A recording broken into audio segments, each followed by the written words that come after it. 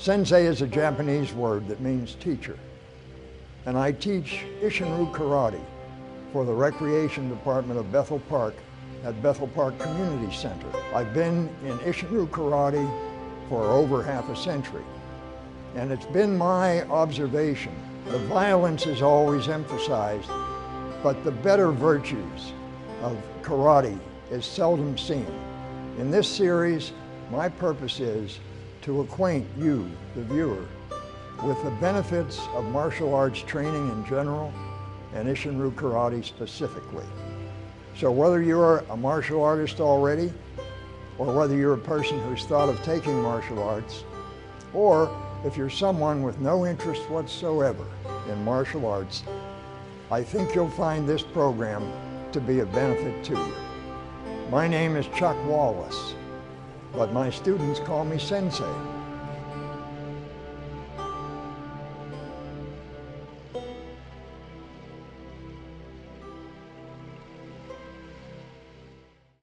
On our last program, I introduced myself, gave some of my background, and mentioned how important breathing is to the martial arts in general and Isshin-ryu Karate specifically. I also demonstrated Chart 1. Chart 1 and Chart 2, if you recall, form the basics of Isshin-ryu Karate. Chart 1 is the upper body techniques, punches, chops, and blocks. Chart 2, the lower body, the kicking and the striking with the knee. Today, as I mentioned last time, I will demonstrate Chart 2, specifically as to how I teach it.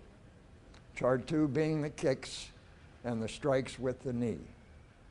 But before I do that, I'd like to show you a few of the warm-up exercises that I conduct before every session of Chart 1 and Chart 2, and that's at every class. Breathing, of course, as I mentioned, is very important to the art of Isshin-ryu Karate. But the importance extends to the warm-up exercises as well. When we execute, we should exhale. When we rest, we should inhale. And as I say, this applies even to the warm-up exercises. We must be breathing all the time. We're exhaling as we're moving, and when we rest, we inhale. Sometimes we have to take an inhale just whenever we can. It's not always obvious, but it's very important that we keep breathing and never hold our breath. Holding our breath is an absolute no-no in all the martial arts. I'm going to begin with shoulder rotations. We need to be as loose as we can possibly be. I'm going to rotate the shoulders first backward and then in the other direction, breathing all the way, like so.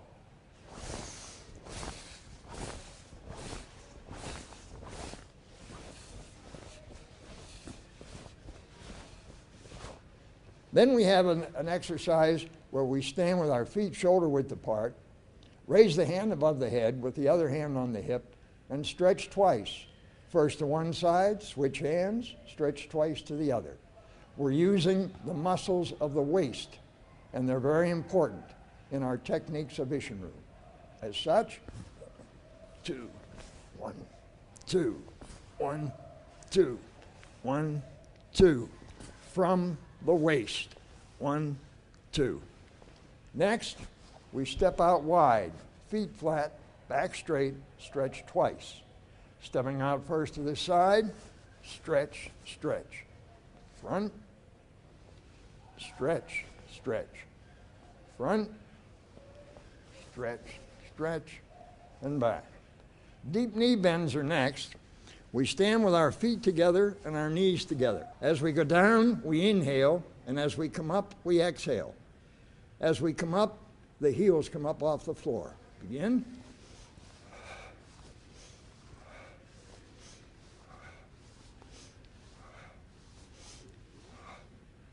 The next exercise has us extending our arms straight out in front with our fingers and thumbs spread. We extend and contract the fingers and thumbs all the way out, all the way back.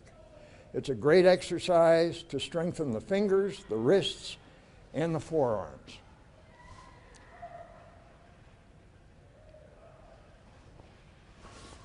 Rapid fire, then slow. Rapid fire, then slow. And we shake them loose. With the hands at the sides, we do another side stretching exercise, stretching twice to one side, letting the hand slide down the pant leg, then twice to the other side, like this. 1, 2, 1, 2, 1, 2, and hold. Now we stand with the feet shoulder width apart, arms in front, and we swing our arms from side to side. Here, here, swing, loose, loose, loose, and hold.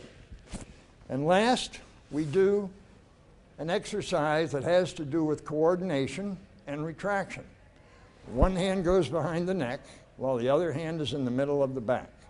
Then we switch, switch, switch, and switch. Switch, switch, and hold. Now, before we start on chart 2, I'd like to mention to you my rule for successful karate strikes. And this applies not only to Isshin-ryu karate, but to all styles of karate. And that is the following. In order to have a successful karate strike, there must be 3 necessary components available. The first is you need the proper target. The second, you need to use the proper weapon to strike the proper target. And third, you need the mechanism of delivery to deliver the weapon to the target. Now, although it sounds very simple, it's something we don't often think of. The proper weapon for the straight punch would be the Isshin-ryu fist. Fingers curled up close to the base of the fingers, thumb cocked back and pressed against the first finger. The fist is on the hip. The target would be the solar plexus of an opponent in front of you. Oftentimes we strike to imaginary opponents, but sometimes we work out with a partner, and sometimes we have sparring. So we punch out, striking with the front of the first 2 knuckles to the solar plexus. The mechanism of delivery then is the straight punch that delivers the fist to the solar plexus, which is the target. And whether it be an upper body technique, as found on chart 1, or a lower body technique, as found on chart 2, these 3 components must always be present. If one of them is missing, then the technique will be diminished proportionately. You must have the right target, the right weapon, and the right mechanism of delivery for that weapon to travel to that target. When we come back, I'll show you chart 2, specifically as to how I teach it to beginners.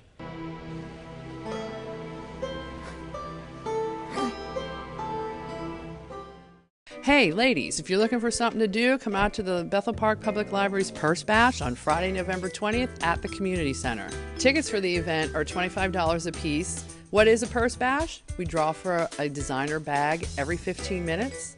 If your number's called, you win. We have a dozen purses to give away, including those from Dooney & Burke, Brahmin, Patricia Nash, Michael Kors, Coach, and others. In addition to the great designer handbags, there will be a 50-50 raffle and many baskets that will be raffled off. This is a BYOB event. Soft drinks and light snacks will be provided. Feel free to bring your own chips or some good guacamole or whatever you like. Tickets can be purchased at the library from the library's website at bethelparklibrary.org or also at Evie's True Value Hardware. Join us Friday, November 20th at 7 p.m. in the Bethel Park Community Center, and you can be a winner just like me. All proceeds benefit the Bethel Park Public Library. We thank you for your support.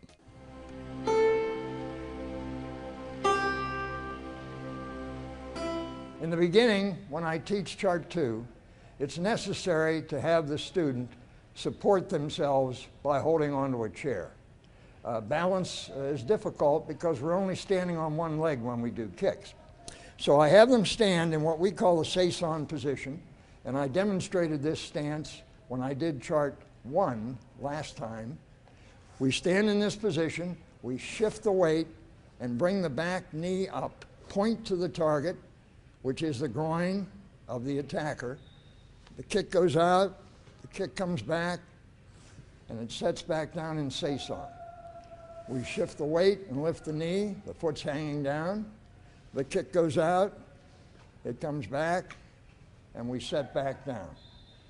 And this is how I get them to use the action. The action of most of our kicks is all from the knee. Sometimes we use a little bit of hip. The turn of the hip adds a little extra force to the kick. But in many cases, it's all from the knee down. And the front kick demonstrates that. Now, we have some kicks that we do that require a turn of the foot. One of those kicks is a side thrust kick to the knee of an opponent. So we have them come to this position, the cock position, point the knee to the target, we kick out, we come back, and we set down, back in saison stance. Cock the foot here, kick out to the side, twisting the foot, so we're striking with the edge of the foot, back by the heel, come back to here, and set down. That's the side kick with the heel and edge of foot to the knee. The next kick we do, where we turn the foot, is called the forward on an angle kick. We're kicking the knee, the inner knee, of an opponent who's standing directly in front of us. We shift the weight, point the knee at that target, kick out forward on an angle, come back, and set the foot down. Up to here, pointing the knee at the target, kick out, come back, and set down. So these kicks, this one and the one before, involve turning the foot so that the weapon, the foot, presents the right part of the foot to the target area, the inner knee. Now I'm going to show you chart 1 and chart 2. Chart 1 is the front kick. In all the chart techniques, the hands are usually in this position. In some, we change the position, but we're providing cover. This hand is covering for attacks to the head. This hand is covering the solar plexus. Both hands cover the rib areas. Now I'm going to demonstrate the front kick. We shift the weight, point the knee, and kick. Shift the weight, point the knee, and kick, down and back. Shift, kick, step forward. Shift, kick, down and back. That's the front kick. When the foot is back, the hand is back. So every position I'm in, when my right foot is forward, my right hand is forward. When my left foot is back, my left hand is back, and so forth. That was the front kick. The striking point, or the weapon, is the ball of the foot. Now we'll do the forward on an angle kick as a thrust kick. Come to here, out and back and step. Come to here, out, back, down and back. Cock here, the foot, kick it, back and down. Cock it here, kick it, back, down and back. Now, most of our kicks are thrust or snap kicks. Some of our kicks can be done either as a thrust or a snap. I just did the forward on an angle kick as a thrust. Let me demonstrate it to you as a snap. From here, snap it. From here, snap it, and back. Up, snap it. Up, snap it, and back. The third kick is the cross kick. Now the cross kick is a thrusting kick where you bring the foot down, the heel of the foot, on the top of the foot of your opponent. You raise the knee up high and to the side, drop the heel, bring it back up, and step forward. Bring the knee up, thrust down, up, back, and back. Up to here, drop, up and forward. Up to here, drop, up, back, and back. And that's the thrust kick with the heel of the foot. The next kick is the side kick, heel and edge of foot. I'm going to do it first as a thrust kick to the knee, and then as a snap kick, a little higher. On this one, we catch, kick, back, and step. We catch, kick, back, and step. Again, kick, back, and step. Kick, back, down, and back. The difference between a snap kick and a thrust kick is that the thrust kick locks out. The snap kick hits the target and snaps back to the supporting knee. Now I'm going to do this kick as a snap kick and kick a little bit higher. From here, here. From here, down and back. Kick, and here. Kick, down, and back. The next kick is the side kick with the ball of the foot. On this kick, we pivot. There's an opponent to the side of us. We're going to kick straight into that opponent, into the groin or lower abdomen. Kick. Step forward. We cover at all times. Over to here, kick. Down and back. Step to here, kick. Step forward. Over to here, kick. Down and back. You'll notice that as I move, my hands move. I'm always covering my solar plexus, covering my rib area, so we're being offensive and defensive at the same time. In the next kick, which we call the squat kick, we're in this position, a ready position. A punch comes toward the head. I step to the side, putting 60% of my weight on the left leg. The punch goes by my head. I'm to the outside. I bring up the knee and kick. Step over to this side, pointing my shoulder at the opponent. I lift up my knee and kick. Down and back. Again, punch comes, we step, kick. Punch comes, we step, kick. Down and back. The next kick is what we call the push kick. In the push kick, we're in saison position. Our arms are down in front, right in front of the thighs. Someone steps in on us and reaches for our lapels.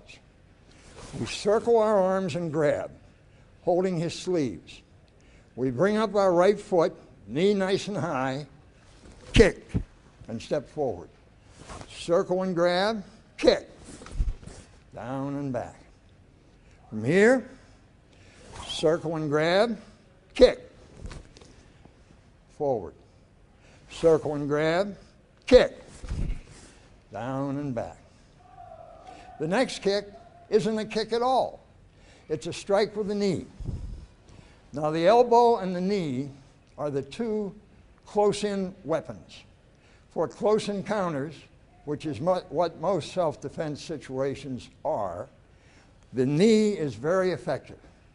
You can strike the knee to the inner thigh, the outer thigh, the ribs, driving around as a roundhouse type strike, or the groin.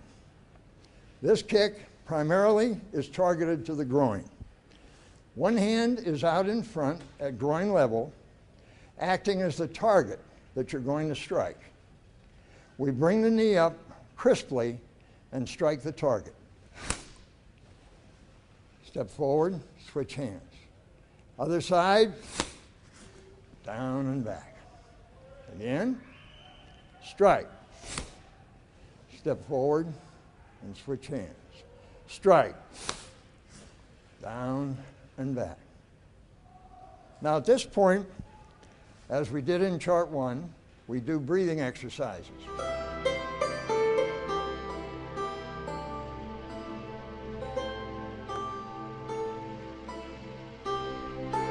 You step out to the side, exhale once, cross the arms. Here, exhale twice.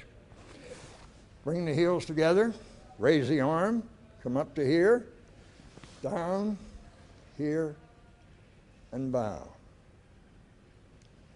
Now it may or may not have been evident, but as with chart 1, on chart 2, with every kick, I exhaled at the time I struck the imaginary opponent. It's the same either way. Everything we do, we inhale when we rest, we exhale when we strike. And that's the pattern that follows through all the way through your training of Isshin-Ryu Karate. Chart 1 and chart 2 form the basics of the Isshin-Ryu Karate style. From the charts, the new student learns the katas. A kata is like a real fight against imaginary opponents. We'll get into the katas in a future session. But today, I want to talk about a couple of the benefits of training in Isshin-Ryu Karate that aren't always obvious to everyone. But it's something that you can know about and make practical use of, whether you're a martial artist or you're not. Breathing, of course, is necessary to everyone. I mentioned that most people aren't aware of their breathing unless they have an emergency when they're out of breath, and then they're very much aware of it. But if you control your breathing, if you learn to use some of the techniques that I've learned in my martial arts training to breathe properly, you'll be happy and glad that you did.